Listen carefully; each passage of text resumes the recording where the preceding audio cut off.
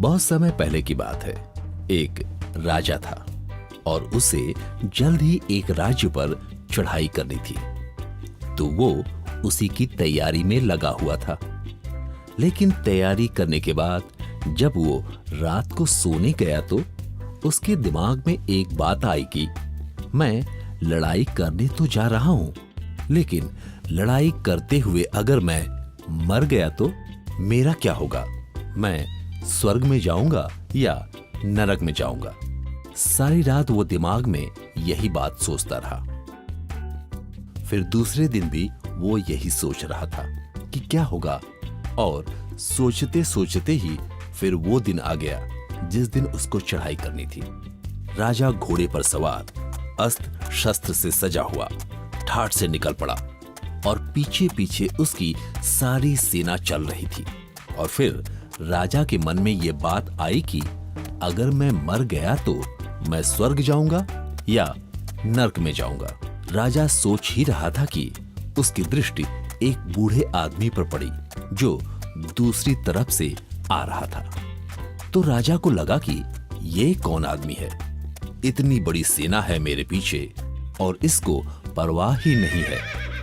और जानने के लिए वो आदमी कौन है, राजा ने अपने घोड़े को उस तरफ चलाया और उस आदमी के पास पहुंचा और बोला कि आप कौन हैं और कहां से आए हैं? उसने कहा, भाई मैं तो मनुष्य हूं और हमारी यहां पास में एक जगह है, हम वहां रहते हैं। तो फिर राजा ने उससे पूछा कि तुम क्या करते हो? आदमी ने कहा, हम ज्ञान बांटते हैं। यह सुनकर राजा को लगा कि ये आदमी तो कोई विशेष है। फिर राजा को लगा कि जो वो सोच रहा था वो बात इसी से पूछनी चाहिए।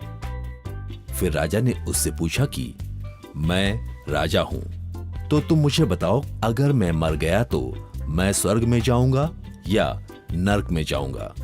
उसने कहा, पता नहीं। फिर राजा ने कहा कि कम से कम मेरे को ये तो बता ही दो कि स्वर्ग क्या होता है और नरक क्या होता है।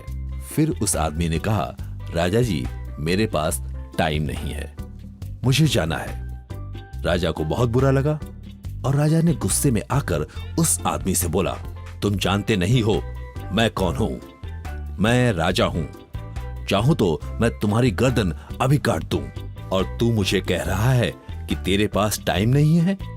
तब उस आदमी ने राजा से कहा कि क्योंकि आपको इतना गुस्सा आ रहा है तो आप इस समय नरक में हैं। राजा ने भी सोचा कि बात तो सचमुच में बहुत गंभीर है, यहाँ मैं सच में क्रोध कर रहा हूँ। फिर राजा घोड़े से नीचे उतरा और अपने घुटनों पर बैठकर उस आदमी के आगे कहने लगा कि आप जो भी हैं, पर आपने मेरी आंखें खोल दी इतनी सुंदर बात बता के। मैं आपका आभारी रहूंगा। फिर वो आदमी मुस्कुराते हुए राजा से बोला कि राजन, अब तुम स्वर्ग में हो। दोस्तों, इस कहानी से हमें यही पता चलता है कि हम बिना जाने गलत धारणाएं बना लेते हैं, जबकि हमें पहले उसे समझना चाहिए।